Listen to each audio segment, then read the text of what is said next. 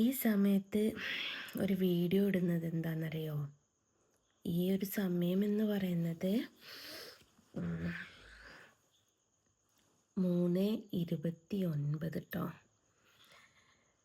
പുലർച്ചെ, ഉച്ചക്കല്ല കേട്ടോ, പുലർച്ചെ. അതെന്താ പുലർച്ചെ എടുത്ത് വെച്ച് പറയുന്നതെന്ന് വെച്ചാൽ, എല്ലാവരും ഇപ്പോൾ ഈ വീഡിയോ കാണണമെന്നില്ലല്ലോ, ചിലപ്പം 2 ദിവസം കഴിഞ്ഞിട്ടൊക്കെ ആയിരിക്കും. അപ്പം 3:29 3:30 എന്നൊക്കെ പറയുമ്പം അവർ വിചാരിക്കും പുലർച്ചെയാണെന്ന്, അല്ല ഉച്ചക്കാണെന്ന് വിചാരിക്കും. അപ്പോൾ ഉച്ചക്കല്ല, പുലർച്ചെയാണ്. ഇതേ എൻ്റെ അടുത്ത് എൻ്റെ മോള് കിടന്നുറങ്ങുന്നുണ്ട്. ഞാൻ പൂനൂരാണ് ഇപ്പോൾ ഉള്ളത്.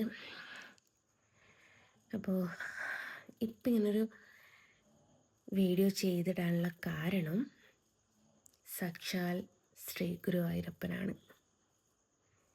എൻ്റെ ഭാഷയിൽ, ഞാൻ പറയുന്ന ഭാഷയിൽ എൻ്റെ കണ്ണൻ കാരണമാണ് ഞാനിപ്പം നിങ്ങളോട് സംസാരിക്കുന്നത്. എന്താ വെച്ചാൽ അറിയാമല്ലോ, എൻ്റെ കാലിൻ്റെ കുറച്ച് വിഷയവും ഹോസ്പിറ്റലൊക്കെ ആയിട്ട് കഴിക്കുകയാണ്. അപ്പോൾ മെഡിസിനൊക്കെ ചെയ്തിട്ട് എന്താണെന്നറിയില്ല, എനിക്ക് ഉറക്കം വന്നില്ല. ഉറക്കം വരാതിരുന്നപ്പം ഞാനിങ്ങനെ ഓരോരോ കാര്യങ്ങൾ ആലോചിച്ചു. അപ്പം ആലോചിച്ചപ്പം എനിക്ക് എന്തില്ലാത്ത സന്തോഷം. കാരണം എന്താ വെച്ചാൽ, തൊട്ടപ്പുറത്തെ റൂമിൽ എൻ്റെ ഉമ്മയും വാപ്പയും കിടന്നുറങ്ങുന്നുണ്ട്. അപ്പോൾ നല്ല മഴയാണ് പുറത്ത്. മഴ സമയത്ത് എൻ്റെ വീട്, പഴയ വീട് ഓടും വാർപ്പുക. അടുക്കളയിലൊക്കെ ഈ ചെറുതായിട്ട് വെള്ളമൊക്കെ ഓടിൻ്റെ ഉള്ളിൽ കൂടി വരും. ഒരു മഴ പെയ്യുമ്പോഴേക്കും നിലം കാവിയാണ് ഇട്ടത്. ടൈലും ഇട്ടിട്ടുണ്ട് കേട്ടോ, 2 കൂടി ഇട്ടിട്ടുണ്ട്.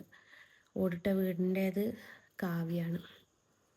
അപ്പോൾ ഈ ഒരു മഴ പെയ്യുമ്പോഴേക്കും ഇങ്ങനൊരു വേർപ്പ് പോലെ നിലത്തിങ്ങനെ ഉണ്ടാവും. അപ്പോൾ ആ ഒരു വീട്ടിൽ നിന്ന് എനിക്ക് അവരെ ഇങ്ങനൊരു വീട്ടിലേക്ക് മാറ്റാൻ പറ്റിയല്ലോ എന്നുള്ള ഒരു സന്തോഷം ഉണ്ടല്ലോ, എനിക്ക് പറഞ്ഞറിയിക്കാൻ പറ്റുന്നില്ല. ഇങ്ങനെ പറയാം, കണ്ണാ നീ എൻ്റെ കൂടെ ഇല്ലായിരുന്നെങ്കിൽ എനിക്കിതൊന്നും സാധിക്കില്ലായിരുന്നു. എനിക്കെന്തോ ഭയങ്കര സന്തോഷത്തിനെക്കാട്ടിലുപരി സങ്കടം വരിക, കരയാനാണ് തോന്നുന്നത്.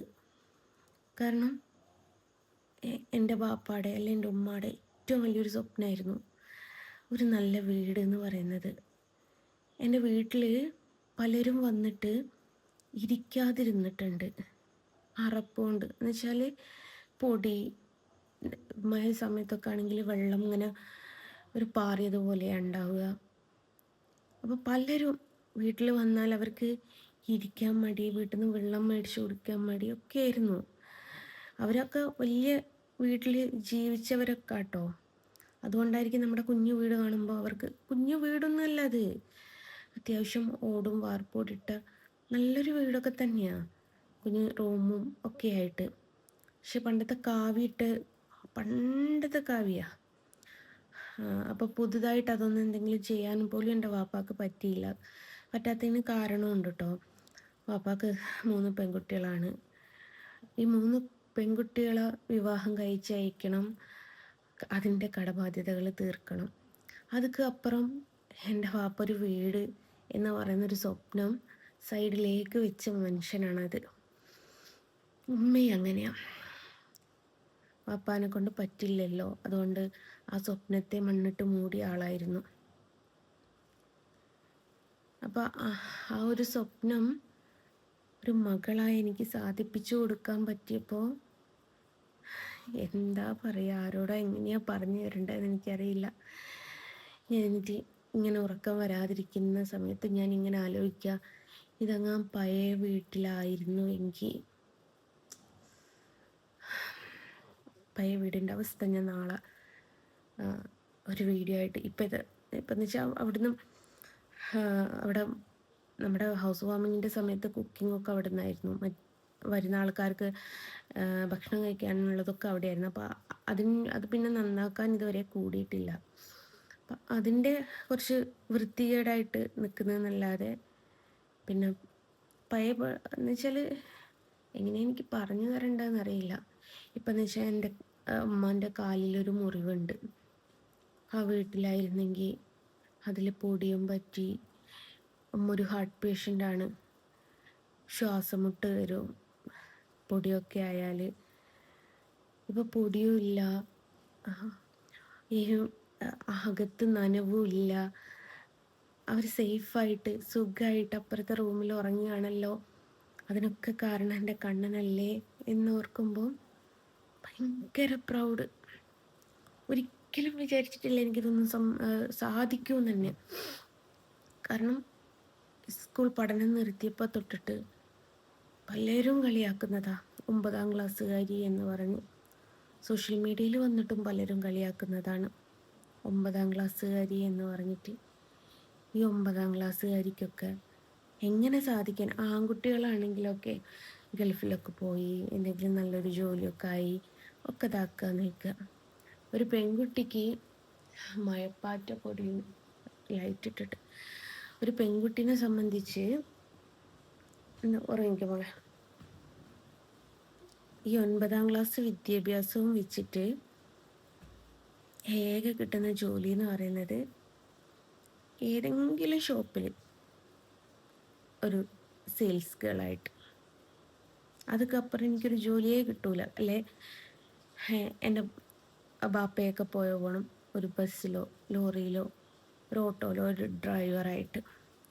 എന്നാലും ഇങ്ങനൊരു വീടെന്നുള്ള സ്വപ്നം സാധിക്കാൻ പറ്റുമായിരുന്നെങ്കിൽ എൻ്റെ ബാപ്പ അത് മാക്സിമം ചെയ്ത് നോക്കാൻ ശ്രമിക്കുകയായിരുന്നു.